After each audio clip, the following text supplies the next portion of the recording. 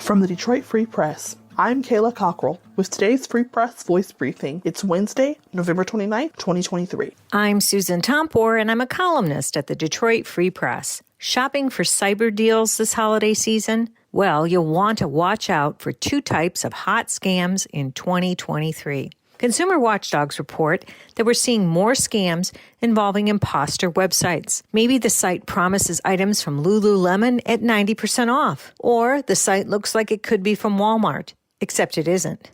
A few things can happen with these scammers. You'll never get what you ordered, or you'll be sent something that is completely unlike anything you ordered, maybe computer cables or 3D glasses. Many times, scammers will impersonate high-profile retailers to steal your money or your ID information. Another new scam alert. Watch out if you get an email for a hidden fee for discreet shipping. The Better Business Bureau is warning now that consumers are complaining that they're being asked to pay some pricey, refundable insurance or other fees when they order diet pills, cigars, gifts, and other goods. Many times, they receive an email that implies that if they don't pay more money now for these fees, the items won't ever get shipped. But consumers should not fall for this one and pay monies for the fees. Often, the BBB says the website is fake and you're never going to receive what you ordered anyway. It's just another way for crooks to double down and steal more money.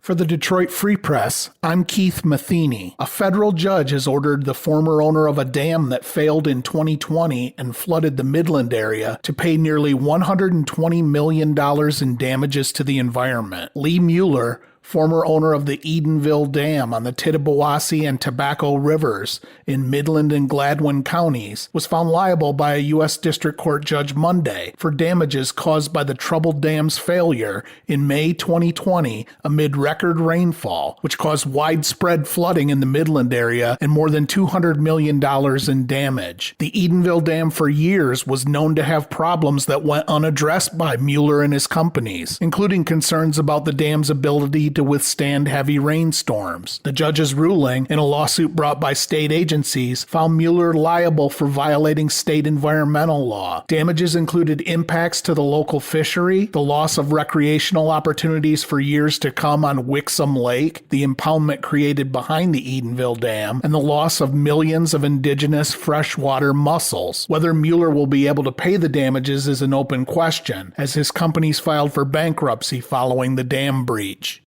I'm Andrew Burkle with the Free Press Sports Department. After a tumultuous, chaotic, and often disastrous year, there is finally reason to celebrate for Michigan State football. On Tuesday, the university held a press conference to formally introduce Jonathan Smith as the next head football coach at MSU. Tom Izzo was on hand. Smith and athletic director Alan Haller were talking about all the reasons Michigan State can be successful. And for the first time since mid-September, it actually felt like Michigan State had finally put the Mel Tucker saga behind them, at least for now. Smith spent the last 6 years coaching at his alma mater, Oregon State, where he got off to a slow start and a really tough rebuild, but finished incredibly strong. The proverbial flip happened in 2021, the first year after the COVID season, when Smith led his team to a 7-6 record. Over his final 3 years, Oregon State went 25-13. At his introductory presser on Tuesday, Smith talked time and time again about why this is the right fit for him and his family. On the surface, it seems strange to say MSU is a fit for Smith. He spent his entire coaching career on the west side of the country, and even he'll tell you he's got a lot to learn about Michigan State and the Midwest as a whole. But once you start looking for the similarities, you can spot them. Playing in a state that has a rival who often seems to steal a lot of the headlines and recruits. Check. Winning by playing hard-nosed football and developing recruits. Check. Embracing the underdog mentality.